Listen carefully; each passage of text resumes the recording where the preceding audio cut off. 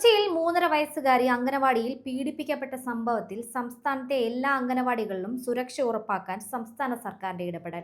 സംസ്ഥാനത്താകമാനമുള്ള അംഗനവാടികൾക്കായി ഇന്നു മുതൽ പുതിയ മാർഗരേഖയും സുരക്ഷാ മാനദണ്ഡങ്ങളും രൂപീകരിക്കുമെന്ന് മന്ത്രി ബിന്ദു കൃഷ്ണ അറിയിച്ചു. കൊച്ചി എളമക്കരയിലെ അംഗനവാടിയിലുണ്ടായ അതീവ ദാരുണമായ സംഭവത്തെക്കുറിച്ച് ഔദ്യോഗിക റിപ്പോർട്ട് ലഭിച്ചയുടൻ കുറ്റക്കാർക്കെതിരെ ശക്തമായ നിയമ നടപടികൾ സ്വീകരിക്കുമെന്നും മന്ത്രി വ്യക്തമാക്കി. കുട്ടികളുടെ സുരക്ഷ മുൻനിർത്തി ഇനി മുതൽ അംഗനവാടിക്കുള്ളിലേക്ക് പുറത്തുനിന്നുള്ള ആളുകളെ പ്രവേശിപ്പിക്കുന്നതിന് കർശനമായ നിയന്ത്രണങ്ങൾ ഏർപ്പെടുത്താനാണ് സർക്കാർ തീരുമാനം. കഴിഞ്ഞ 18-ാം തീയതിയാണ് നാടിനെ നടുക്കിയ ഈ സംഭവം അരങ്ങേറിയത്. കുട്ടി പോയിരുന്ന അംഗനവാടിയിലെ താൽക്കാലിക ടീച്ചറുടെ മകൻ തന്നെയാണ് ഈ കേസിൽ 3.5 വയസ്സുകാരിയെ അതിക്രമത്തിനിരയാക്കിയത്.